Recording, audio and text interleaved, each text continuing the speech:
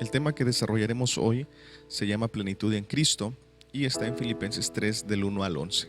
Pero para comprender a lo que Pablo se refiere aquí y en los siguientes versículos, necesitamos remontarnos a los primeros años de la iglesia.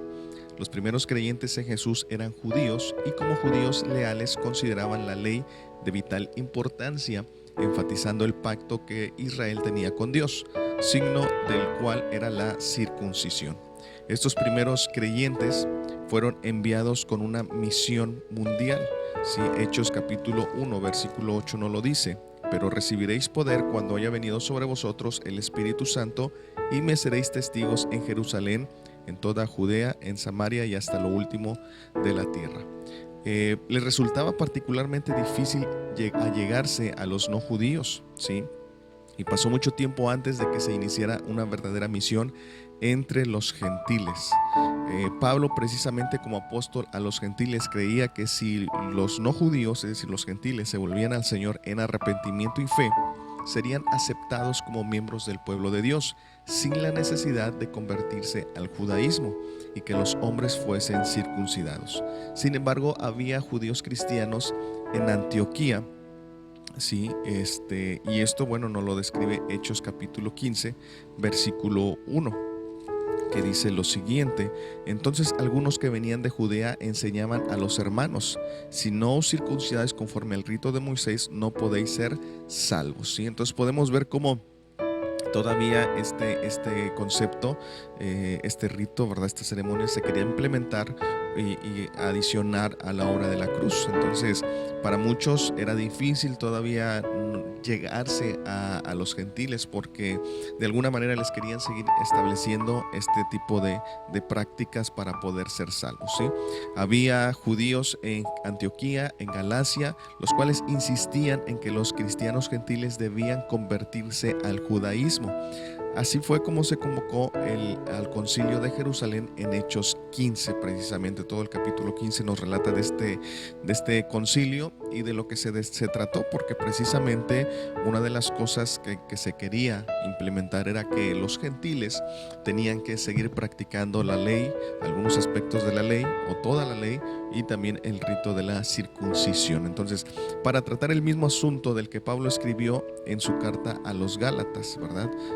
Prácticamente Hechos 15 va un poco de la mano con Gálatas, lo podemos leer la epístola y nos vamos a dar cuenta acerca de esto.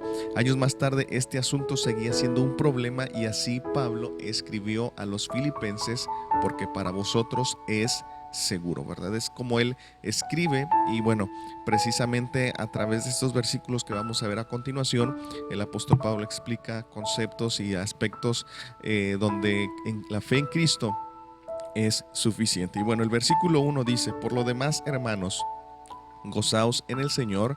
A mí no me es molesto el escribiros las mismas cosas y para vosotros es seguro. Pablo ha llegado a un punto de transición, no a una conclusión. ¿Sí?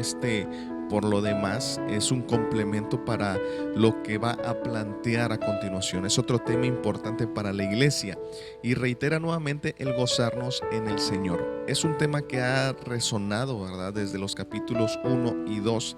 Sin embargo, esta es la primera vez que el apóstol añade en el Señor. Y esto alude a la esfera en la que existe el gozo de los creyentes. Es una esfera que no se relaciona con las circunstancias de la vida, sino con una relación imperturbable e inmutable con el Señor soberano, ¿verdad? Y esta es una de las cosas que nosotros debemos de tener presente. Nuestro gozo ciertamente no depende de las circunstancias que nos rodean, sino proviene única y exclusivamente de nuestro Señor Jesucristo. Precisamente aquí en Juan capítulo 15, versículo 11 nos dice: estas cosas os he hablado para que mi gozo esté en vosotros y vuestro gozo sea cumplido. Entonces vemos que el gozo del Señor, ¿verdad?, proviene y está en Él solamente. Y nosotros, independientemente de las circunstancias que estemos pasando, pues debemos siempre estar gozosos, porque las circunstancias no definen lo que somos o lo que tenemos, sino solamente Cristo.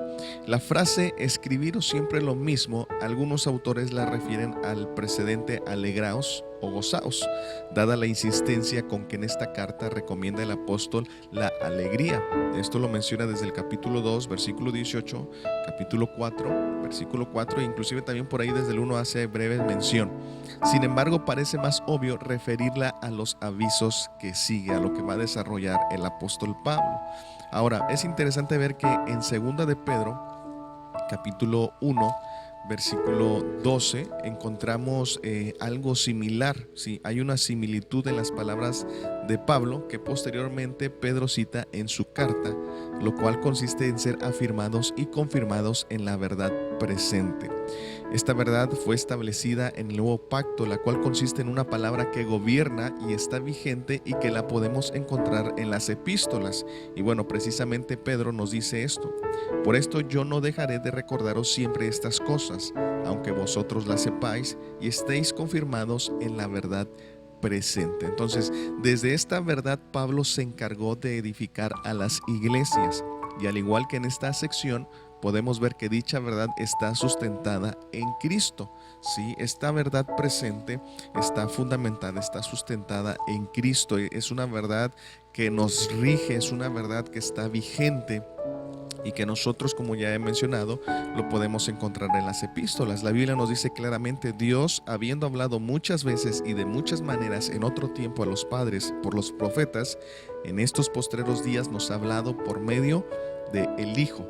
¿Sí? ¿Qué quiere decir esto? Bueno, que entendiendo esto y precisamente lo que Pablo va a mencionar un poco acerca de la ley, es que las formas en que Dios habló muchas veces y en otro tiempo fue acerca de por medio de la ley y a través de símbolos, ¿sí? Muchos símbolos, muchas figuras, pero en este tiempo dice nos habla por medio del Hijo. ¿Qué quiere decir esto? Bueno, que lo que el Hijo dice o ha dicho, ha establecido, esa es la verdad que nos sustenta y que nos gobierna, ya no lo que Dios dijo. Por eso el autor de Hebreos menciona o inicia diciendo habiendo hablado, ¿sí? Habla pues de alguna manera en algo que ya pasó y que ahora nos está hablando por medio del Hijo. Él es la realidad de lo que en un momento se dijo en todo el Antiguo Testamento. Por eso es que Pablo, entendiendo esto, él les dice, ¿verdad? Que pues no le es molesto el escribiros las mismas cosas, el recordarles las mismas cosas, ¿verdad? ¿Por qué? Porque Él les está hablando desde esa realidad, desde ese sustento que es Cristo, nuestro fundamento. Entonces, por tal motivo es que ahora nosotros en Cristo tenemos esa palabra que nos gobierna. Independientemente si no está en la ley, nosotros ahora nos regimos por lo que Cristo dijo. Esta palabra verdad presente habla de una verdad que se dijo y que está vigente. Y de alguna manera estos términos aluden, ¿verdad?, a la llegada de un rey. ¿Sí? Cuando un rey conquistaba un reino, ¿verdad?, este rey empezaba a decretar, y entonces lo que él decretaba quitaba, suplía lo que estaba con anterioridad al reino anterior, ¿sí? Entonces todos los decretos del reino anterior que ahora ha sido conquistado quedaban nulos por esta verdad que este rey establecía. Y esta es la misma idea con nuestro Señor Jesucristo. Todo lo que en su momento se dijo a través de la ley, ¿sí?, o se reveló por medio de la ley, ahora queda anulada, queda cumplida ya, porque ahora Cristo habla esa verdad presente que es la que rige, ¿sí? Y que, como ya mencioné, la podemos encontrar a través de las epístolas. Entonces, por tal motivo, Pablo lleva a la iglesia a conocer que el reino de los cielos no se gana con méritos propios, ¿sí? Ni ritos o ceremonias, sino por el hecho de haber nacido de nuevo, lo cual desarrollará en los versículos posteriores. Y bueno, precisamente aquí en Romanos capítulo 14, versículo 17, nos da una breve luz. Dice: porque el reino de Dios no es comida ni bebida, sino justicia, paz y gozo en el Espíritu Santo. ¿Sí? Esta es una realidad. El reino de Dios no consiste o no lo ganamos por lo que hacemos, sino por la justicia. Es el hecho de haber sido justos por el sacrificio de Cristo. ¿Sí? Justicia nos dice también paz y gozo en el Espíritu Santo. Entonces son solamente estos elementos que el Espíritu Santo produce en nosotros, y por eso tenemos que tener cuidado de no anteponer algún otro elemento más. Y bueno, esto lo vamos a ver más adelante. Dicha verdad nos protege y nos guarda del error. Esta verdad presente nos protege y nos guarda del error. Por eso es importante conocerla y vivirla, para que entonces estemos protegidos por ella. Versículo 2: guardaos de los perros, guardaos de los malos obreros, guardaos de los mutiladores del cuerpo. El lenguaje de estas advertencias es enérgico, y en un par de líneas ofrece un retrato de los falsos misioneros judíos, ¿verdad? Lógicamente. Evidentemente se trata de rivales de Pablo, diferentes a los que menciona en el capítulo 1, versículo 15 y 17, donde se refiere a personas que predicaban a Cristo, pero cuya motivación era torcida, o sea, tenían envidia, celos, contiendas, en fin. Aquí en cambio se trata de una obra insidiosa que atenta contra el evangelio. Aquí vemos que estos hombres o estos misioneros no solamente era por contienda, por envidia, sino la intención era más allá de eso, ¿sí? Un sentimiento contrario, bueno, en un momento se puede corregir hasta cierto punto. Sin embargo, ya cuando se atenta contra el evangelio por otras cuestiones, por cuestiones tradicionales, religiosas y cosas de ese tipo, entonces a veces ya es muy difícil, ¿no?, que la persona pueda cambiar. La repetición del verbo guardaos no significa que se trate de tres grupos diferentes de personas, sino que indica la seriedad de la advertencia. Las tres notas que ofrece identifican a las mismas personas, es decir, misioneros judaizantes que también habían hecho sus incursiones en Corinto. Esto lo podemos ver ahí en 2 de Corintios capítulo 11, donde también Pablo desarrolla un poquito acerca de esto. La forma en la que se refiere a ellos es perros, es una expresión para referirse a ellos en un sentido de impureza y despectivamente. Precisamente aquí en Deuteronomio 23, en el capítulo 23, versículo 18, encontramos una referencia que dice: no traerás la paga de una ramera ni el precio de un perro a la casa de Jehová tu Dios, por ningún voto, porque abominación es a Jehová tu Dios tanto lo uno como lo otro. Vemos que los perros para los judíos eran pues animales, se puede decir, impuros, ¿verdad? No eran algo correcto, ¿sí? Y entonces Pablo utiliza este mismo término hacia los judíos. Debemos de recordar que los perros eran animales sucios, ¿verdad? Si hoy a lo mejor no se ve tanto esto en estos animalitos, en aquel tiempo sí eran animales sucios. Y bueno, debemos de recordar también que a los judíos les encantaba referirse a los gentiles con ese mismo término, un término despectivo, ¿verdad?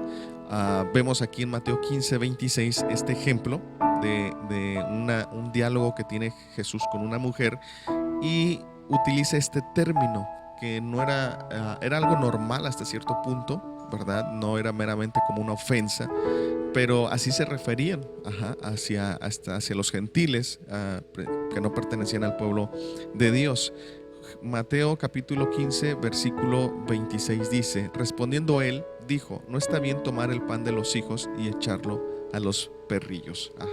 O sea, haciendo referencia a que ella no pertenecía al pueblo de Israel. Entonces vemos que de alguna forma era un término que se utilizaba muy común para referirse a los que no pertenecían al pueblo de Israel. Era un animal impuro, y sin embargo Pablo se refiere aquí a los judíos, y de forma específica a los judaizantes, con el fin de describir su carácter pecaminoso, vicioso y descontrolado. Esta gente, sin embargo, merecía dicho nombre más que cualquier gentil por la forma en que ellos merodeaban por las congregaciones buscando ganar a los creyentes gentiles al judaísmo. Sí, también les dice malos obreros, es decir, obreros fraudulentos, y que probablemente se refiere a los mismos rivales de Pablo, lógicamente a lo que él está mencionando, ¿no? Se trata de personas que trabajan con gran celo y diligencia, pero en una obra destructora, porque están atentando contra lo fundamental del evangelio, ¿sí? Entonces vemos que ellos, sus intenciones eran simplemente, no nada más llevar la contra, ¿verdad? Por decirlo de alguna forma, sino era atentar contra el Evangelio.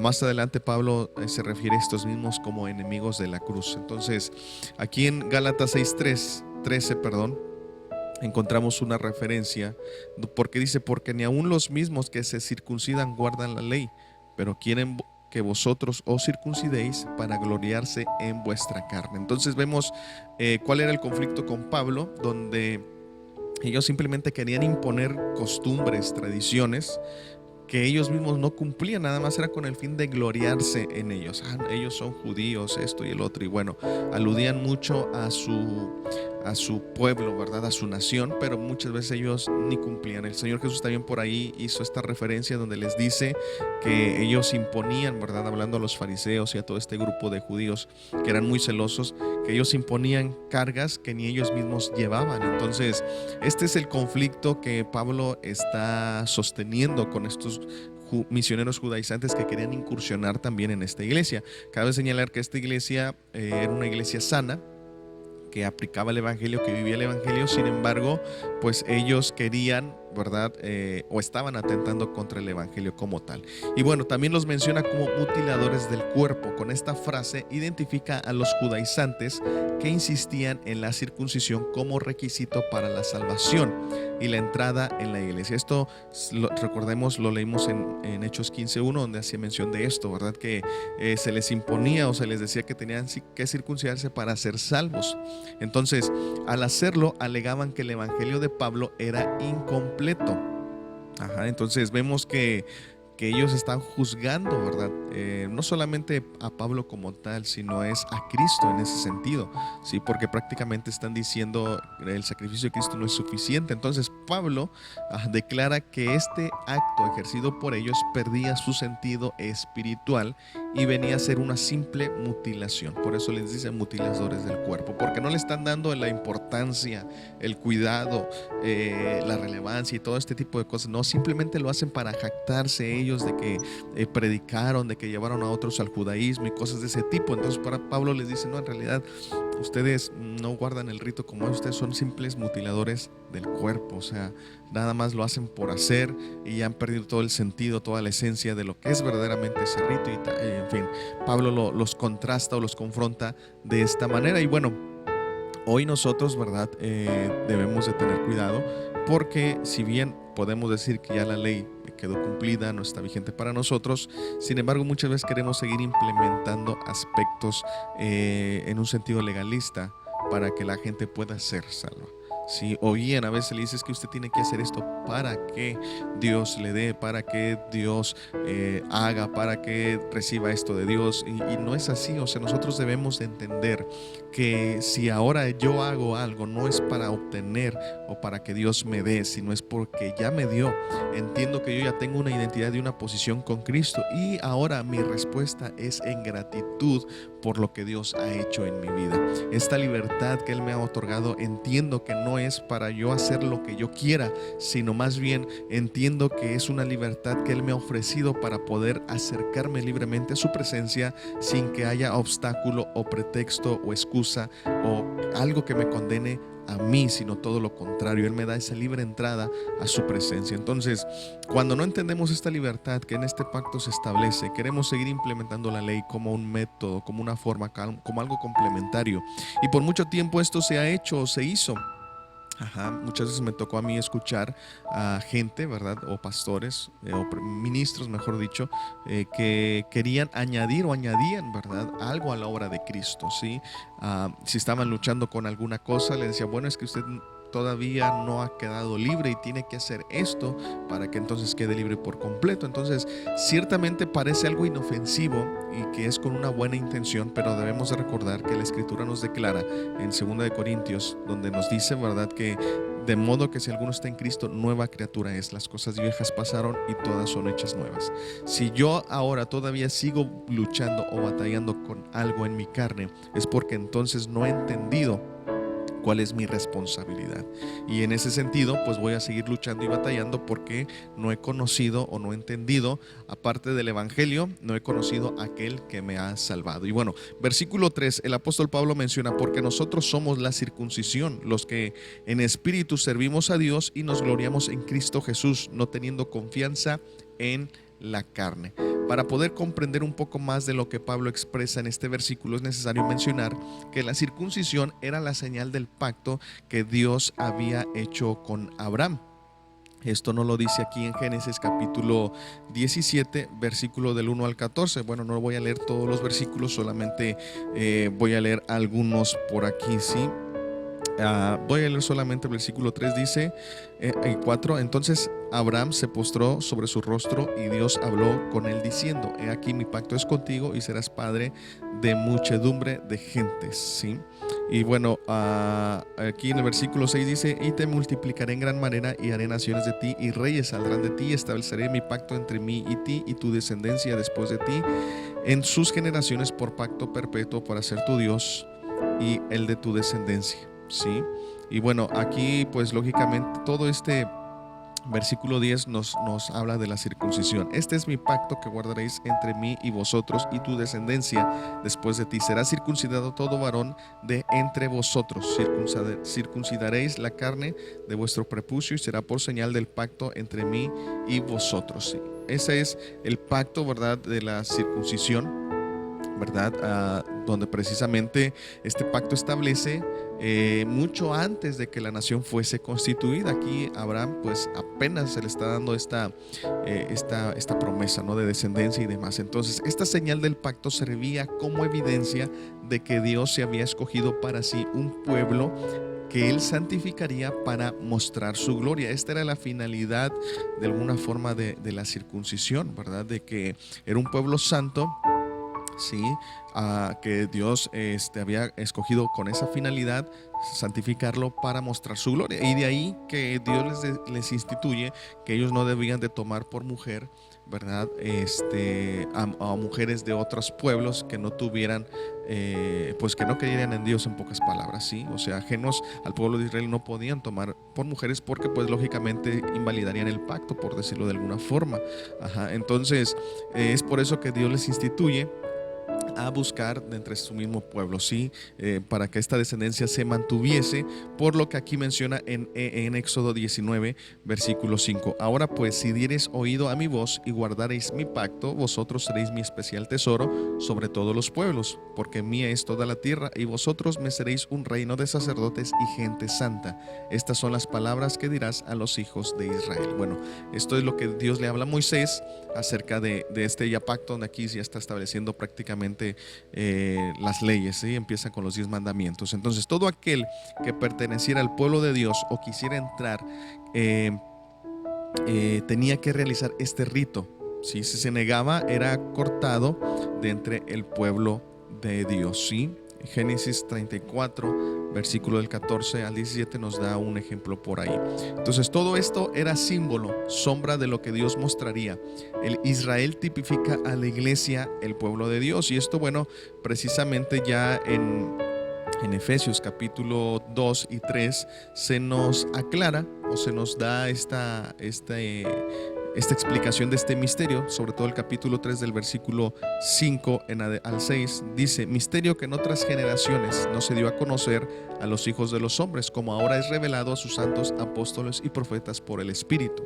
¿Y cuál es ese misterio revelado? Bueno, el versículo 6 lo dice: que los gentiles son coherederos y miembros del mismo cuerpo y copartícipes de la promesa en Cristo Jesús por medio del Evangelio. Entonces aquí nos da luz precisamente desde el principio. Esta era la finalidad de Dios, que todos también, incluyendo los gentiles, pertenecieran, sí, al pueblo de Dios.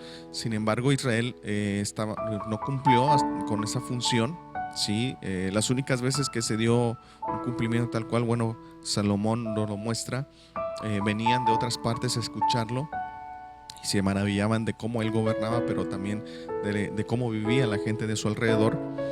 Y bueno, fueron las pocas veces que Israel pudo ser esa luz a todas las naciones. La mayor parte se iba tras otros dioses, seguían las mismas costumbres de los otros pueblos, y bueno, Esto nos da esa breve luz, que más adelante entonces el Señor Jesús establece un pacto. Establecer un pacto, esto nos lo dice Jeremías, Ezequiel también por ahí, donde levantarían la iglesia, pero ahora ya no sería en un ámbito terrenal, sino celestial, ¿sí? Entonces ahora nosotros también somos del pueblo de Dios, pero no por línea sanguínea en un sentido terrenal, sino somos del pueblo de Dios, de esa Jerusalén celestial, ¿verdad? De alguna manera nuestra nación es en los cielos, nuestra ciudadanía está en los cielos, y esto Pablo también lo va a mencionar en este mismo capítulo, versículos más adelante. Entonces, por lo cual el problema que Pablo vio es que los judíos seguían jactándose de que para pertenecer al pueblo de Dios era necesario cumplir con este rito y algunos otros más, lógicamente. Aquí en Hechos capítulo 15 ya veíamos, el primer versículo nos dice esto, ¿verdad? Que de alguna manera se les añadía la circuncisión, ¿verdad? Dice que enseñaban a los hermanos: si no os circuncidáis conforme al rito de Moisés, no podéis ser salvos. Esta era una de las cosas que se enseñaba. Pero cuando se ve este problema y se trata, aún con todo y eso, ¿verdad?, pues se quiere seguir implementando en esa misma línea. Dice: algunos de la secta de los fariseos que habían creído se levantaron diciendo: es necesario circuncidarlos y mandarles que guarden la ley de Moisés, ¿verdad? Esa era la intención, o sea, pegarlos a la ley de Moisés, que cumplan con lo establecido para que puedan ser salvos. Versículo 19 también dice: por lo cual yo juzgo que no se inquiete a los gentiles que se conviertan a Dios, sino que se les escriba que se aparten de las contaminaciones de los ídolos, de fornicación, de ahogado y de sangre. Entonces vemos que aquí ya se trata de diluir un poquito, ¿sí? Se trata de cambiar un poquito el matiz de lo que se está hablando, pero aún así se les sigue estableciendo a los gentiles que cumplan con ciertos elementos de la ley, ¿sí? Uno de ellos es que se aparten de las contaminaciones de los ídolos, ¿verdad?, de fornicación, de ahogado y de sangre. Entonces esto, bueno, en algunos aspectos de esto, pues más que nada habla a cuestión de la comida. Debemos recordar que el pueblo de Israel tenía como institución en la ley que no podían comer animal que muriera ahogado, ¿sí? Ni nada por el estilo. En cuestión de los ídolos también. Y bueno, lo interesante es que Pablo en sus epístolas, sobre todo en Corintios, explica un poco estos elementos, ¿sí? De hecho, si no mal recuerdo, Pablo también estaba por aquí presente, ¿sí? Y contó o explica también todo lo que él había visto a través de esa predicación a los gentiles, cómo Dios estaba obrando, ¿verdad? Lógicamente, porque el evangelio pues es para todos. Él posteriormente lo dice en la epístola a los Efesios. Sin embargo, vemos que aun cuando Pablo estaba ahí, él pues no se pone a discutir de alguna manera. O sea, ellos siguen que es que se tiene que mantener así, es que se tiene que hacer esto. Ok, bueno, no hay ningún problema. Sin embargo, él había visto cómo Dios estaba obrando en la vida de los gentiles. Y bueno, lógicamente Pablo desarrolló todo su ministerio hacia este grupo de personas gentiles, todos aquellos que no pertenecían al pueblo de Israel y de alguna manera de los cuales somos nosotros también. Entonces, por tal motivo, ahora nosotros, la ley no aplica para nosotros, ¿sí? Una por cuestión de la gracia, porque estamos en este nuevo pacto, y otra porque somos gentiles. Y bueno, precisamente Pablo desarrolla todo esto. Dios le revela precisamente en Gálatas, él lo menciona ya después, cómo Dios le reveló todo el evangelio, este mensaje que iba a dar a conocer. Y precisamente en sus epístolas explica muchos puntos o elementos importantes que ahora nosotros como hijos de Dios de origen gentil debemos conocer para poder vivir, ¿sí?, en esa comunión que Dios nos ha otorgado. Entonces es importante recordar que Pablo también usa el término circuncisión como un sustantivo colectivo para referirse a los judíos sin ninguna connotación negativa, ¿verdad? O sea, él simplemente se utilizaba este término para hacer referencia a los judíos, y esto lo vemos aquí en Gálatas capítulo 2 versículo 7 y versículo del 7 al 9. Dice: antes, por el contrario, como vieron que me había sido encomendado el evangelio de la incircuncisión, como a Pedro el de la circuncisión, pues el que actuó en Pedro para el apostolado de la circuncisión actuó también en mí para con los gentiles, y reconociendo la gracia que me había sido dada a Jacobo, Cefas y Juan, que eran considerados como columnas, nos dieron a mí y a Bernabé la diestra en señal de compañerismo, para que nosotros fuésemos a los gentiles y ellos a la circuncisión. O sea, con este término se está refiriendo a los dos grupos, circuncisión e incircuncisión. El primero, ¿verdad?, pues hace referencia a los judíos, y el segundo a los gentiles, ¿verdad?, en este caso. Entonces, era un término común, ¿verdad?, de cierta manera para referirse también a los judíos o gentiles. Pero yendo más allá, él pasa a describir lo que considera más importante, la auténtica circuncisión que agrada a Dios, en contraste, ¿verdad?, lógicamente, con la mutilación que predicaban los malos obreros. Sí, eso lo podemos encontrar aquí en Romanos capítulo 2, versículo 25. ¿Sí? ¿Cuál es la auténtica circuncisión en contraste con la que estos hombres predicaban? Y bueno, precisamente aquí dice, pues en verdad la circuncisión aprovecha si guardas la ley, pero si eres transgresor de la ley, tu circuncisión viene a ser incircuncisión. Si pues el incircunciso guardare las ordenanzas de la ley, ¿no le será tenida su incircuncisión como circuncisión? Y el que físicamente es incircunciso, pero guarda perfectamente la ley, te condenará a ti, que con la letra de la ley y con la circuncisión eres transgredor de la ley. Pues no es judío el que lo es exteriormente, ni es la circuncisión la que se hace exterior en la carne, sino que es judío el que lo es en lo interior, y la circuncisión es la del corazón, en espíritu, no en letra, la alabanza del cual no viene de los hombres, sino de Dios. Entonces, este es el verdadero contraste, ¿sí? Y de alguna manera Pablo está diciendo, porque ellos, vuelvo a repetir, se empeñaban en el hecho de que si no te circuncidas no puedes ser salvo. Pero Pablo aquí en los Romanos nos explica o nos da luz acerca de este tema, y dice, aquel que verdaderamente es circunciso es el que guarda, obedece a Dios, ¿sí? Independientemente si lo lleva externamente en su cuerpo o no. Entonces ellos se jactaban de todo esto, pero al final de cuentas no cumplían ni con los mandamientos de Dios ni con nada, simplemente lo hacían por hacer, como mero rito, mera tradición y cosas por el estilo. Entonces ese es el contraste. Por eso Pablo aquí en Filipenses nos dice, nosotros somos la circuncisión, ¿sí? Es decir, nosotros somos los que verdaderamente adoramos a Dios, creemos en Dios, servimos a Dios, obedecemos a Dios.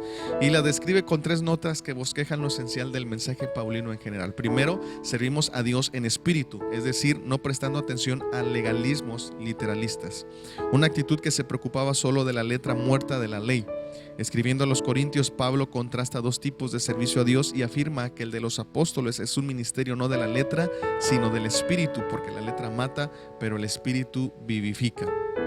Segundo, nos gloriamos en Cristo Jesús, especialmente en el hecho de que la cruz de Cristo, que es escándalo para los judíos, es el único camino para acercarnos a Dios. ¿Sí?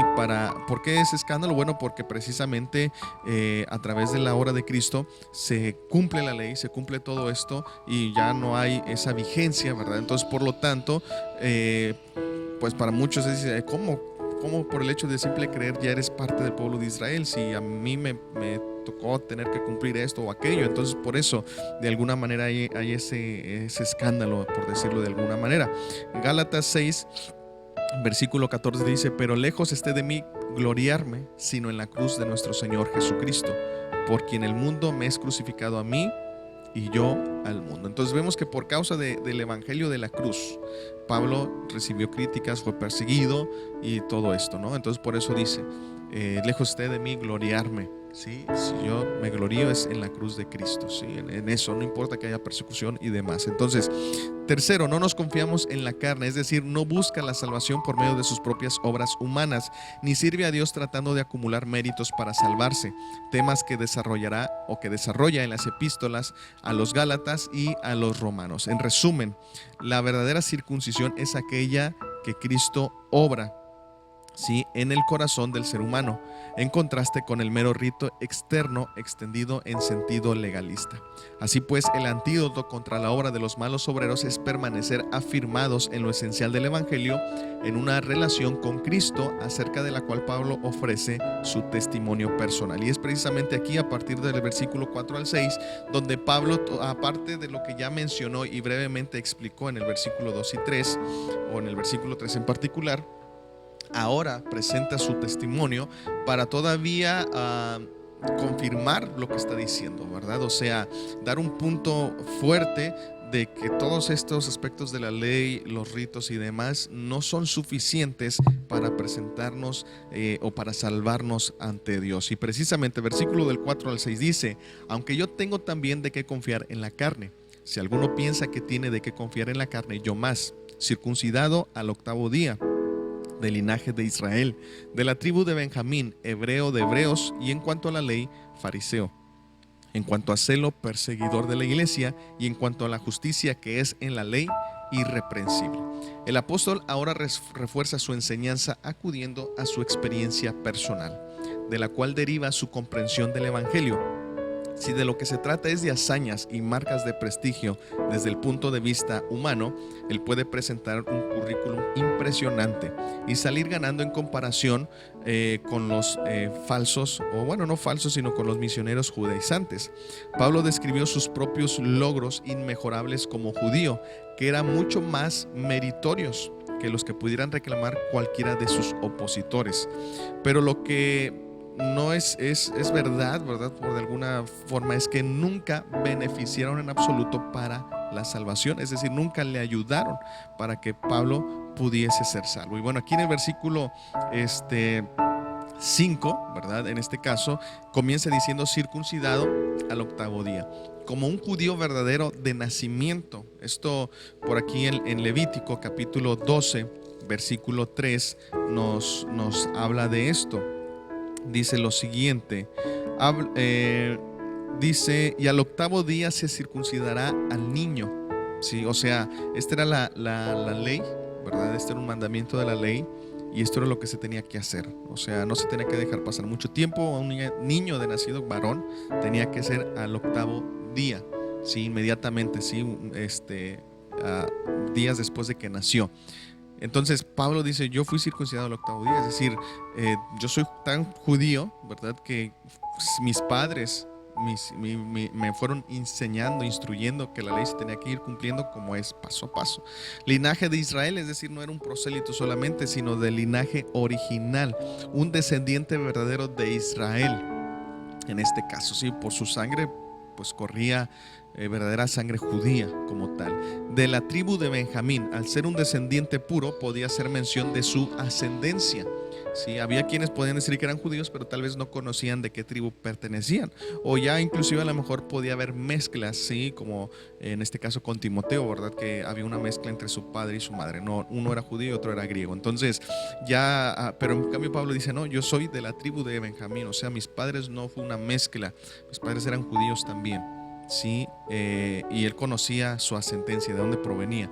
Hebreos de hebreos, ¿verdad? Aunque nació en Tarso, lejos de Jerusalén, era de sangre pura, y sus padres eran verdaderos hebreos y retenían las cualidades hebreas en el idioma y en las costumbres, ¿sí? Entonces vemos que ellos guardaban todo lo que la ley decía, costumbres y demás. Ellos mismos, los padres, demuestran un celo por la ley cuando envían a su hijo, en este caso Pablo, a Jerusalén para estudiar a los pies de Gamaliel. Hechos 22:3 nos lo dice.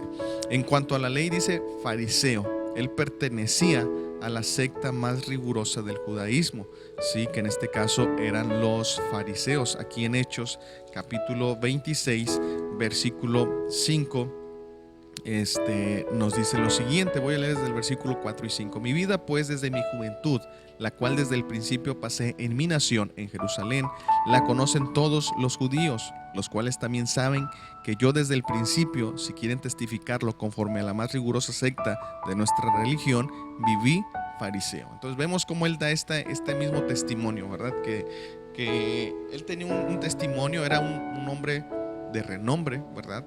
Por estar ahí, por ser alguien apegado, ¿verdad?, a esta costumbre, esta tradición, este rito, todo esto de las leyes, de la ley. Y bueno, precisamente él se menciona, ¿verdad?, en cuanto a la ley, pues era fariseo. Ajá. Y luego menciona en celo perseguidor, así, es decir, era la prueba o demostración de su celo, ajá, de esa pasión que él tenía por cumplir, por obedecer lo que la ley decía, pues se volvió perseguidor de la iglesia en este caso. Pablo nunca rindió un servicio mediocre a Dios, ni antes ni después de su conversión. Podemos ver que aunque antes lo hacía por ignorancia, pero era un servicio, por decirlo de alguna manera, apasionado, donde él quería cumplir, pues ahora sí que celosamente la ley. Sin embargo, pues luego Cristo tiene ese encuentro con él y le muestra, ¿verdad?, de que pues está mal.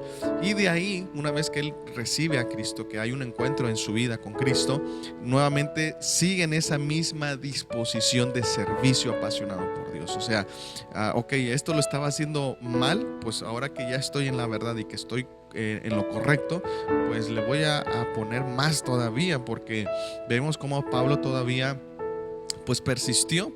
Creo yo pudo haber un aumento de ese deseo, de esa pasión por Cristo, no solamente por haber recibido este encuentro o la revelación como tal, sino por ver las maravillas que Dios había hecho en su vida. Y bueno, creo que sí implicó un esfuerzo mayor, porque bueno, hubo persecución, fue golpeado, fue apedreado y muchas cosas más, y eso implica un esfuerzo mayor, ¿sí? Entonces era celoso, un partidario tenaz, fue un instigador principal de la persecución que hubo con motivo de Esteban en Hechos 8:1. No lo menciona por ahí, que cuando Esteban muere, por ahí también él está presente, ¿sí? Y en cuanto a la ley, dice irreprensible, sabía y practicaba la ley el apóstol Pablo. O sea, era un hombre, en cuanto a la ley, o sea, la llevaba al pie de la letra. Esto es impresionante, porque pocos judíos verdaderamente, o en este caso fariseos como tal, cumplían así tal cual la ley, al pie de la letra, ¿sí?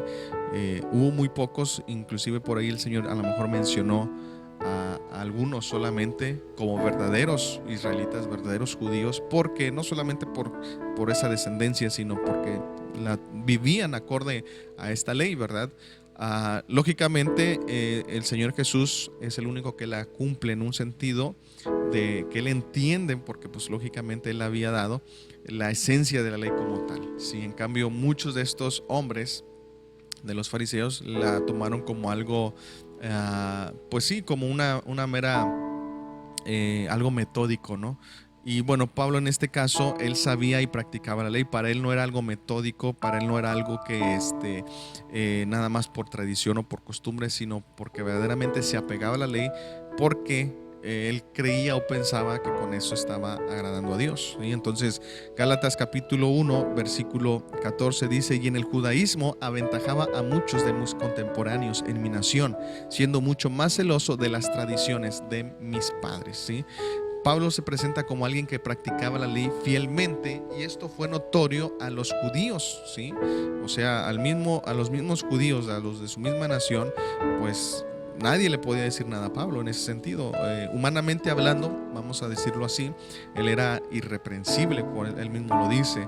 Él era pues alguien perfecto, que seguía la ley a la perfección, por decirlo de alguna manera. Hechos 26, versículo 4 al 5, bueno, ya lo leímos, dice: mi vida desde mi juventud, la cual desde el principio pasé en mi nación en Jerusalén, lo conocen todos los judíos, por los cuales también saben que yo desde el principio, si quieren testificarlo conforme a la más rigurosa secta de nuestra religión, viví fariseo. Entonces, él muestra aquí en el versículo 5 que ellos podían testificar de que él no llevaba de una manera superficial la práctica de la ley. O sea, él lo tomaba como un estilo de vida, como algo que le proveía un medio para acercarse a Dios, ¿verdad? Lógicamente, en su ignorancia él lo veía así, ¿no? Que cumpliendo esto, pues ya la hizo, ya era salvo y demás.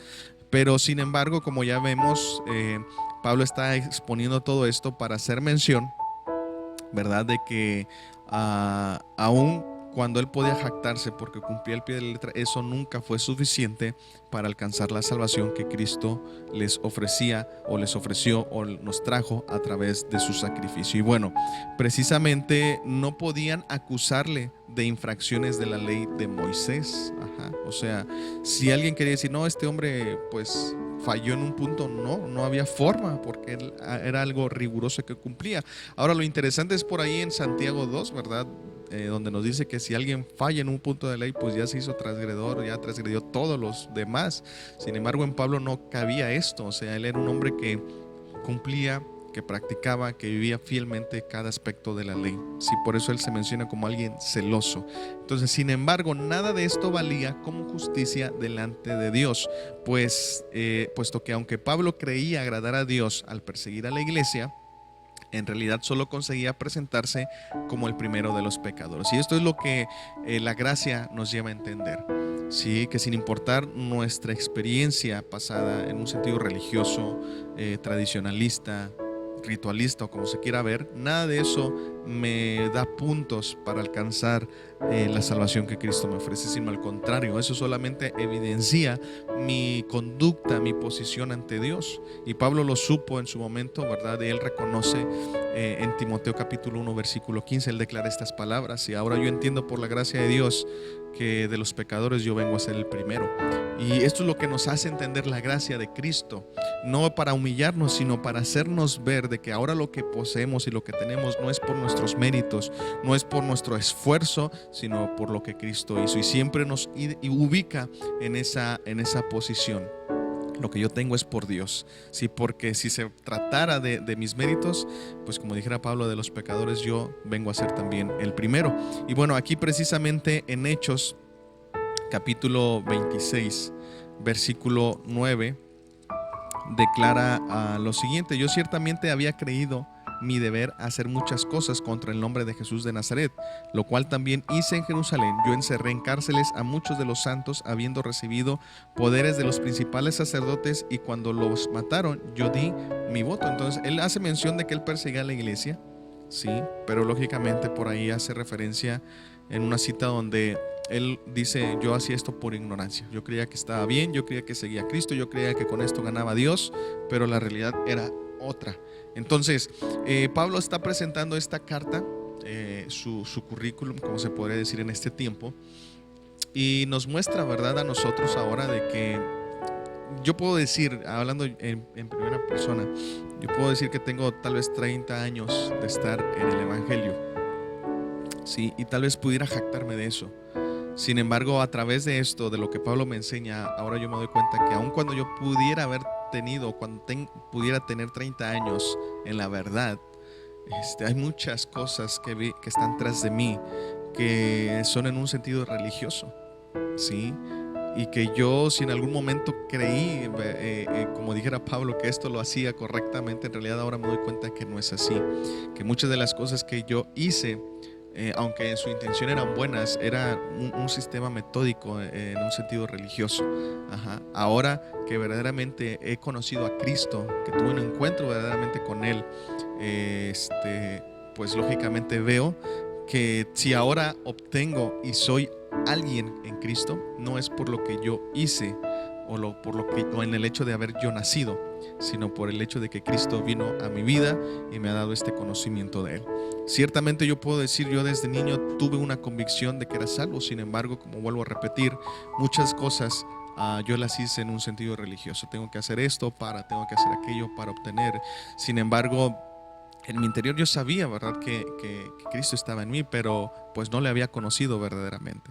Entonces llegó un punto en mi vida, tal vez de estos 30 años, casi un poquito más de la mitad, cuando empiezo verdaderamente a conocer, y como ya alguna vez les compartía, como Job dijera, ahora verdaderamente mis ojos han visto al Creador. Y es porque he llegado a comprender la obra que Cristo ha hecho. Y ciertamente, aunque todavía estoy en ese proceso de entendimiento y de conocimiento de Dios, ahora me doy cuenta, ¿verdad?, de que todo lo que yo podía jactarme o pudiera jactarme, pues simplemente citando las mismas palabras del apóstol Pablo, todo eso es algo que nunca me llevó a conocer verdaderamente a Dios. Tal vez pudo traer un momento de tranquilidad a mi conciencia o por esa índole, hacerme sentir bien, pero solamente era por ciertas prácticas, ¿verdad? Porque dependía, ya oré, ya leí, ya estoy bien en mi conciencia, ya descansé de esto, ¿no? Pero cuando ahora verdaderamente uno conoce a Cristo, definitivamente las cosas son otras. Uno no puede jactarse ni mucho menos confiarse de lo que hace, sino de lo que Cristo hizo para nosotros. Y bueno, versículos 7 y 8 dice lo siguiente: pero cuántas cosas eran para mi ganancia, las he estimado como pérdida por amor de Cristo. Y ciertamente aún estimo todas las cosas como pérdida por la excelencia del conocimiento de Cristo Jesús, mi Señor, por el amor del cual lo he perdido todo y lo tengo por basura para ganar a Cristo. Si bien era importante que para Pablo establecer sus credenciales judías frente a los misioneros judaizantes, la verdadera intención de esta lista de credenciales era mostrar que para él la fe en Cristo había obrado un cambio radical de perspectiva. Por eso hay que notar la fuerza que tiene en este punto la conjunción adversativa, pero ella introduce una apasionada profesión de fe en Cristo que lo ha llevado a considerar como de poco a ningún valor toda la grandeza humana que caracterizaba su vida anterior. Entonces vemos como Pablo reconoce que ahora que tiene a Cristo y lo que él ha recibido de él, pues simplemente si para él tenía algo de valor, ahora definitivamente no tiene nada de valor lo que era su vida pasada, porque pues ahora en Cristo no es comparable, ¿verdad? Entonces esta es una de las descripciones más claras y radicales que de Pablo acerca de la revolución espiritual que le trajo su encuentro con Cristo. Sí, o sea, él dice, todo para mí pues es basura. O sea, es una declaración no fuerte, pero sí que muchas veces nosotros también debemos de hacer, no jactarnos, como yo decía, de lo que fuimos o de lo que teníamos, sino ahora decir, bueno, pues ahora Cristo está en mí, yo le he empezado a conocer y eso para mí es lo mejor. Ahora, él declara cuántas cosas eran para mí ganancia, las he estimado como pérdida. La palabra griega que se traduce ganancia es un término de contabilidad que significa lucro, y la que se traduce como pérdida también es un término de contabilidad que describe una pérdida bursátil. Pablo usó el lenguaje de los negocios para describir la transacción espiritual que ocurrió cuando Cristo lo redimió.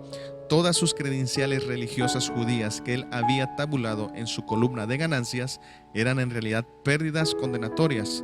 Por eso las puso en la otra columna y las contó como pérdidas. Tan pronto vio las glorias y méritos insuperables de Cristo, pues él lógicamente las identifica como pérdidas. Inclusive por ahí él menciona, ¿verdad?, que no importa lo que estemos pasando, la adversidad que estemos pasando, nada de eso se compara con la gloria que ha de ser manifestada en nosotros. Y bueno, versículo 8, Pablo resalta que lo que poseía en su vida pasada pierde su valor al ser comparado con Cristo, puesto que el conocimiento que tenía de Dios era religioso y no por comunión, ¿verdad? Lógicamente en su vida pasada. No importa, ¿sí? No importaba ya los logros obtenidos, no era suficiente para tener a Cristo, lógicamente, ¿sí? Entonces, excelencia del conocimiento, esta frase no es un simple conocimiento intelectual acerca de Cristo, y esto es a lo que yo hacía mención brevemente. No importa cuántos años lleves en una iglesia, este conocimiento no es un conocimiento teórico nada más por lo que tú escuchaste o leíste o te enseñaron en una clase. Este conocimiento del que Pablo habla, pues lógicamente es un conocimiento por experiencia o algo personal. Entonces, tú y yo podemos tener muchos años en una iglesia, conocer, sí, Cristo murió por mí, no, sí, Él hizo esto, hizo el otro. Pero si yo no lo he llevado a la experiencia, a la práctica, a algo personal, ese simple conocimiento solamente pues es en mi intelecto. O sea, es teórico, en otras palabras, ¿sí? Y Juan capítulo 5, versículo 20 nos habla de esto, de algo práctico. Dice, pero sabemos que el Hijo de Dios ha venido y nos ha dado entendimiento para conocer al que es verdadero, y estamos en el verdadero, en su Hijo Jesucristo. Este es el verdadero Dios y la vida eterna. Entonces habla de algo personal, ¿sí? Habla de algo que se pone en práctica, que se vive. Entonces no nada más consiste, vuelvo a reiterar, en decir, pues sí, yo creo o conozco a Dios porque me lo enseñaron en una clase donde Cristo murió por mí, por mis pecados y que ahora yo soy salvo. Y es más, hice la oración y ya soy salvo. No, habla de un aspecto práctico, que tú puedas verdaderamente darte cuenta quién eras antes y quién eres ahora. Sí, entonces aquí en Juan capítulo 17, versículo 3 también dice: y esta es la vida eterna, que te conozcan a ti, el único Dios verdadero, y a Jesucristo, a quien has enviado. Estos dos textos nos hablan de algo práctico. La vida eterna no es el cielo, la vida eterna no es, o no se te va a dar hasta que mueras. La vida eterna es conocer a Cristo, conocer su diseño de vida, conocer los beneficios que nos trajo a través de este pacto, conocer la verdad que nos sostiene, que es una verdad presente que Él dijo, conocer todo eso, porque nos lleva a un estilo de vida diferente. Y esto es lo importante, este conocimiento práctico y personal por experiencia nos lleva a desarrollar la vida del reino, no un sistema religioso, no una religión. La religión tiene también ciertos parámetros: no hagas esto, no te vistas de esta manera, no hables así, pero el reino de Dios está por encima de todo eso, ¿sí? Es algo más elevado, y no en un sentido de dificultad, sino precisamente que no se basa en meros ritos, en meras tradiciones, en meras costumbres religiosas, sino es la esencia misma de la vida, que es Cristo a través de nosotros. Entonces, por lo cual es superior o sobresaliente este conocimiento. Por esa razón Pablo reitera que todo lo que pudo haber conocido de Dios por medio de sus tradiciones no se compara con el conocimiento adquirido que ahora tiene en Cristo y de Cristo. Esta última frase no es una queja del apóstol, sino reiterativa. No solo contaba todo como pérdida, sino que podía decir que a causa de Cristo había perdido todo: su lugar en el judaísmo, entre los fariseos, y aún así no se afligió. Las consideraba inútil, basura, comparadas con el poder de Cristo. Esto es interesante, porque a veces a nosotros cuando venimos a Cristo y alguien nos separa, nos excluye, muchas veces nos sentimos lastimados. Ay, es que me sacaron, ay, es que ya no me hablan, ay, es que esto, ay, es que el otro, ay, es que ya no puedo pertenecer a este grupo porque ahora pues dicen que yo soy cristiano. Sin embargo, veamos la mentalidad de Pablo. Él dice: bueno, yo esto lo tenía por basura, lo tengo por basura. ¿Sí? ¿Por qué? Porque para mí lo más importante es adquirir, es llegar, es conocer, es alcanzar a Cristo. ¿Sí? Si los demás no me quieren aceptar, hay alguien que sí me ha aceptado, y es Cristo, y para mí eso es mucho mejor. Prefiero pertenecer, es lo que de alguna manera Pablo está dando a entender, prefiero pertenecer al grupo de Cristo que al grupo de los fariseos. Entonces vemos que él no se entristeció de esa manera, sino al contrario, y plantea todo esto por cuestión de esos judaizantes que estaban minando la iglesia con estas enseñanzas tradicionalistas acerca de la ley y de este rito de la circuncisión. Versículo 9 dice: y ser hallado en él, no teniendo mi propia justicia que es por la ley, sino la ley que es por la fe de Cristo, la justicia que es de Dios por la fe. Ser hallado en él hace referencia a que por Cristo él puede ser salvo y es encontrado o declarado justo, de tal manera que está unido a él. Pablo era consciente que de ninguna manera la ley podía presentar justo ante Dios, ¿verdad? Él lo declara aquí, por ejemplo, en Romanos capítulo 3, versículo del 10 al 12, nos dice: no hay justo ni a uno, no hay quien entienda, no hay quien busque a Dios. Todos se desviaron a una e hicieron inútiles. No hay quien haga lo bueno, no hay ni siquiera uno. ¿Sí? Esto está hablando de que ni la ley, ni nuestras obras, ni nada nos pueden presentar justos ante Dios. Entonces Pablo era consciente de esto precisamente, ¿verdad? Para que solamente en Cristo es que él puede ser encontrado, ¿verdad? Presentado justo. Aquí también en el versículo 19 al 20 dice: pero sabemos que todo lo que la ley dice, lo dice a los que están bajo la ley, para que toda boca se cierre y todo el mundo quede bajo el juicio de Dios, ya que por ahora las obras de la ley, ningún ser humano será justificado delante de él, porque por medio de la ley es el conocimiento del pecado. Entonces nuevamente nos reitera que ni por las obras de la ley, no importa cuánto te esfuerces, cuánto te desgastes queriendo cumplir no vas a poder alcanzar el conocimiento ni mucho menos la salvación. Hebreos 10:1 también nos dice: porque la ley, teniendo la sombra de los bienes venideros, no la imagen misma de las cosas, nunca puede, por los mismos sacrificios que se ofrecen continuamente cada año, hacer perfectos a los que se acercan. Es decir, perfectos en un sentido de que ya no hay pecado. O sea, no podían eliminar, no podían quitar lo que les era contrario. En este caso, la Biblia nos dice que una vez que Cristo vino, Él quita el pecado con un solo sacrificio, es suficiente. Lo que Pablo menciona a continuación es clave para poder entender la obra de Cristo en nuestros corazones, y que de alguna manera Él ha venido explicando desde el versículo 4. Declara que el haber sido encontrado justo es por la fe de Cristo. De ninguna manera menciona que es la fe de Él, pues su fe nunca lo llevó a tener una comunión con Dios, sino todo lo contrario. Y aun cuando él pensaba que su obediencia lo acercaba a Cristo, pues lógicamente no era así. Gálatas capítulo 2, versículo 16 dice: sabiendo que el hombre no es justificado por las obras de la ley, sino por la fe de Cristo. Nosotros también hemos creído en Jesucristo para ser justificados por la fe de Cristo y no por las obras de la ley, por cuanto por las obras de la ley nadie será justificado. Entonces notemos esta frase: la fe de Cristo, no la fe en Cristo. Yo no soy justificado por mi fe en Cristo, sino por la fe del Hijo de Dios. Esa fe del Hijo de Dios ha sido puesta en mí. Y es por eso que yo puedo alcanzar misericordia, es por eso que yo puedo alcanzar la salvación.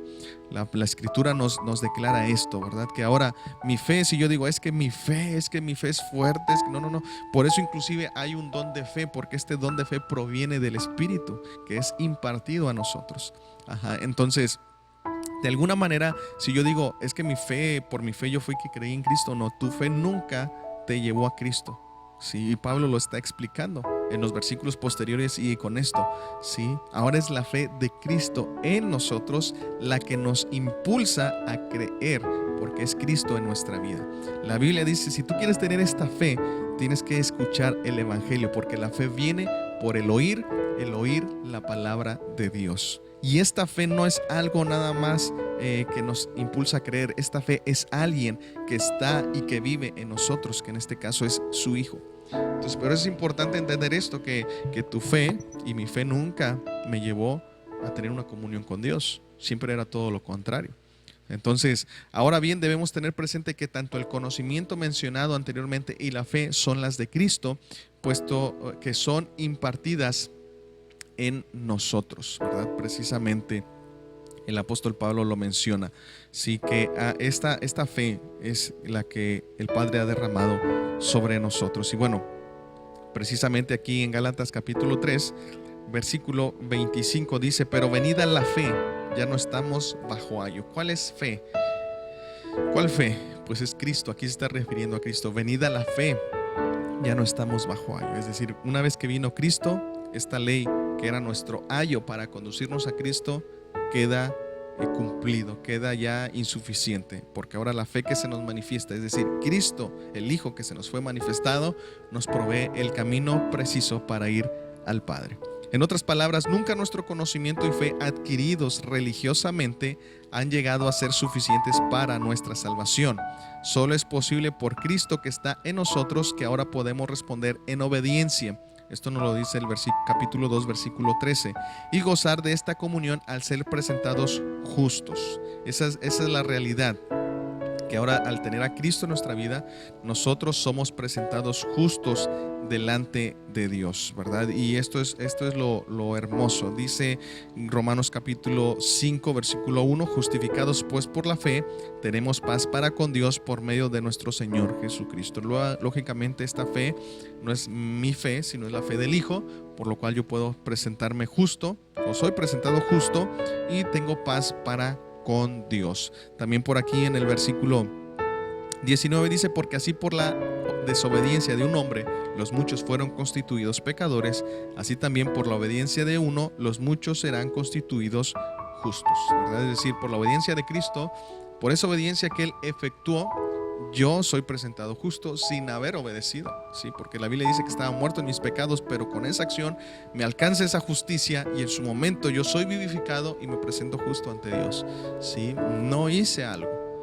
Ahora, si yo obedezco, si yo sirvo, si yo hago, es por gratitud a lo que Dios hizo en mi vida. Y que de antemano, como lo dice en el capítulo 2, versículo 13, Él pone el querer como el hacer en mí. Es decir, si yo ahora tengo la disposición a obedecer sus mandamientos, verdaderamente ahora a seguir su voluntad, es porque Él está produciendo ese querer como el hacer para que su propósito sea cumplido en mí.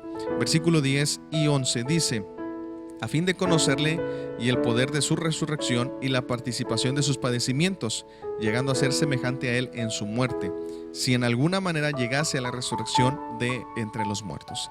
Este versículo resume más plenamente y explica la supereminencia del conocimiento de Cristo, que menciona el versículo 8. Conocerle es más que el saber meramente una doctrina acerca de él. No significa el conocimiento intelectual. No habló Pablo de lo que sabía acerca de Cristo. Él habla del conocimiento de la experiencia personal. Se refiere al conocimiento de la participación, de la comunión, ¿verdad? Precisamente con Cristo, para conformarse a Él. Segunda de Timoteo capítulo 1, versículo 12 dice lo siguiente: por lo cual asimismo padezco esto, pero no me avergüenzo, porque yo sé a quién he creído y estoy seguro que es poderoso para guardar mi depósito para aquel día. Y él menciona aquí: y el poder de su resurrección. No es que a él le faltara información acerca de este poder. Recuérdese que la palabra conocimiento tiene que ver con la experiencia personal. Quería conocer por la experiencia personal el poder transformador de la resurrección de Cristo para tener conocimiento o experiencia personal del poder de la resurrección. ¿Sí? Debemos ser crucificados, sepultados y resucitados con Cristo. ¿Sí? Ese es a lo que Pablo se refería, el poder de la resurrección, este poder que obra cuando nosotros somos crucificados, somos sepultados y resucitados con Cristo, ¿verdad? Esa transformación que se da al morir nuestro viejo hombre. Romanos capítulo 6, versículo 4 dice lo siguiente: porque somos sepultados juntamente con él para muerte por el bautismo, a fin de que como Cristo resucitó de los muertos por la gloria del Padre, así también nosotros andemos en vida nueva. O sea, nosotros somos muertos en nuestro viejo yo, nuestro viejo hombre, y ese que resucita ya no es una versión mejorada de nosotros, sino es Cristo en nosotros, sin que pone su simiente, pone su semilla para que cuando nosotros ahora somos resucitados, ahora nosotros andemos en este diseño de vida, andemos en estos pasos que Cristo nos dejó, sigamos su voluntad. Entonces esto era lo que Pablo quería conocer, esa transformación cada vez más que se daba en este acto de la resurrección en un sentido espiritual, porque la Biblia nos dice en Efesios 2 que estando nosotros muertos en nuestros delitos y pecados, Dios nos dio vida juntamente con Él, es decir, nos resucitó de esa condición en la que estábamos. Entonces es interesante mencionar esto porque si no hay una transformación en nosotros, entonces no hemos renovado nuestro entendimiento, ¿sí? Y por ende no conocemos más el poder de la transformación, entonces de la resurrección, perdón. Entonces por eso Pablo dice: yo quiero conocer más el poder de la resurrección, quiero ir a alcanzar este conocimiento para saber cómo Dios actúa en este proceso espiritual en mi vida, de tal manera que a cada vez yo pues me parezca más a Él. La finalidad de esto precisamente es ser conformados a la imagen del Hijo. También por aquí en Colosenses capítulo 2, versículo 12 nos dice lo siguiente: sepultados con él en el bautismo, en el cual también fuisteis también resucitados con él, mediante la fe en el poder de Dios que le levantó de los muertos. Y a vosotros, estando muertos en pecados y en la incircuncisión de vuestra carne, os dio vida juntamente con él, perdonándoos todos los pecados. A esto es lo que se refiere Pablo: conocer cada vez más este acto de la resurrección de Cristo en nuestra vida, en ese aspecto espiritual. Por lo tanto, Pablo no se está refiriendo a un acontecimiento futuro, sino a evidenciar la obra de Cristo en su vida, de tal manera que se pueda ver esa transformación. Desde el momento que nosotros somos levantados, ¿verdad?, o vivificados en este caso, como lo dice la Escritura, ya hay una transformación, ya empieza una transformación, y esta transformación se da cada vez más cuando yo voy conociendo, ¿sí? Cuando yo voy conociendo a Cristo. ¿Por qué? Porque yo voy renovando mi entendimiento y entonces eso complementa o fomenta la transformación en mi vida. Hay gente que todavía puede seguir batallando con lo mismo, pero no quiere cambiar su mentalidad. Entonces la clave está en eso. Romanos 12 del 1 al 2 nos dice algo de esto también. Entonces Pablo quería conocer más esto por experiencia personal. Sí, esto es lo que implica la renovación de nuestro entendimiento, aplicar lo que conocemos a nuestra vida, vivirlo, y entonces pues yo voy entendiendo esa transformación, esa resurrección que se ha efectuado en mí, que ahora me lleva a vivir una vida totalmente diferente, ¿sí? Entonces, otro elemento fundamental son los padecimientos. Es importante señalar que aquel que vive en conformidad con el evangelio del reino encontrará adversidad o en un dado caso padecerá por causa de Cristo. Pablo no expresa esto como una queja, sino todo lo contrario, pues al padecer por causa de Cristo somos semejantes a Él. Precisamente aquí en Colosenses capítulo 1, versículo 24, nos dice lo siguiente: ahora me gozo en lo que padezco por vosotros y cumplo en mi carne lo que falta de las aflicciones de Cristo por su cuerpo, que es la iglesia. También por aquí hay otra referencia en la carta a los Romanos, en el capítulo 5, versículo 3 dice: y no solo esto, sino que también nos gloriamos en las tribulaciones, sabiendo que la tribulación produce paciencia. Entonces, esta es una característica como hijos de Dios. Tal vez algunos te dirán: no, ya tú como hijo de Dios no vas a sufrir, no vas a padecer esto. Bueno, eso es lo que ellos pueden decir. La Biblia nos dice que en su momento vamos a padecer, ¿sí? Porque estamos en un mundo que se corrompe cada día. El Señor Jesús dijo que podríamos tener aflicción, pero en medio de esa aflicción dice: confíen porque yo he vencido al mundo. Entonces Él nos da la garantía de que aún en medio de ese proceso, de esa circunstancia adversa, Dios está con nosotros. Entonces la finalidad de los padecimientos es para que cada día tengamos que morir al yo, y en ese sentido ser semejantes a Cristo, que no buscó su bienestar sino la realización de la voluntad del Padre. Y esto Pablo ya lo mencionó en el capítulo 2, versículo 5 al 8. Y por último, la referencia del versículo 11 a la resurrección la toma en un sentido diferente a la resurrección de Cristo en el versículo anterior, donde se refiere al pasado y al presente, ¿verdad? En su vida, lógicamente Pablo. Sí, y en cuestión de lo que Cristo hizo, ¿verdad? Que murió y que también en Él, ¿verdad? Murió y resucitó. Aquí la referencia es al futuro, a un evento que Pablo ve venir y en el cual espera poder entonces encontrarse en la resurrección de los muertos, o mejor aún, de entre los muertos. Este es un acontecimiento que también nosotros esperamos. Es decir, la resurrección de Cristo, de lo que menciona en el versículo anterior, versículo 10, habla de esa transformación en su vida, de cómo Cristo resucita en su vida, ¿verdad? Él resucita juntamente con Cristo para ser formado a la imagen del Hijo. Y en esta mención del versículo 11 ya no se está refiriendo a ese acto en su vida personal, sino a ese evento futuro, el cual nosotros también esperamos o aguardamos de alguna manera que se lleve a cabo. Primera de Corintios capítulo 15, versículo 42 hasta el 52, pero solamente voy a leer unos versículos. Dice: así también es la resurrección de los muertos. Se siembra en corrupción, resucitará en incorrupción. Se siembra en deshonra, resucitará en gloria. Se siembra en debilidad, resucitará en poder. Se siembra cuerpo animal, resucitará cuerpo espiritual. Hay cuerpo animal y hay cuerpo espiritual. Así también está escrito: fue hecho el primer hombre, Adán, alma viviente; el postrer Adán, espíritu vivificante. ¿Sí? Y bueno, versículos 51 y 52 dice: he aquí os digo un misterio, no todos dormiremos, pero todos seremos transformados. En un momento, en un abrir y cerrar de ojos, a la final trompeta, porque se tocará la trompeta, y los muertos serán resucitados incorruptibles, y nosotros seremos transformados. Aquí Pablo se está refiriendo a esa transformación final y plena, donde adquiriremos un cuerpo glorificado. Sí, esto también lo menciona por ahí en una de sus epístolas, sí, donde él dice que si este cuerpo se deshiciere, tenemos un tabernáculo en Cristo, ¿verdad? Preparado por parte de Dios para nosotros.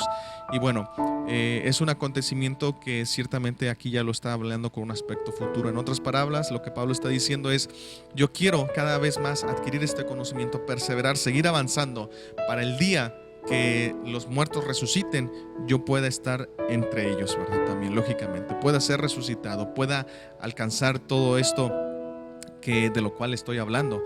Y bueno, recordemos que esa es nuestra meta final también, algún día. Sí, Cristo es la primicia de esto, y nosotros tenemos esa promesa, esa garantía de que también en Cristo resucitaremos. Así que por lo tanto debemos de esforzarnos en seguir avanzando y tener presente que solamente en Cristo está esa plenitud de vida para nosotros. No necesitamos otra cosa más, solamente a Cristo, conocerle y vivir de acuerdo a su voluntad. Así que bueno, esta fue el episodio del día de hoy, plenitud en Cristo.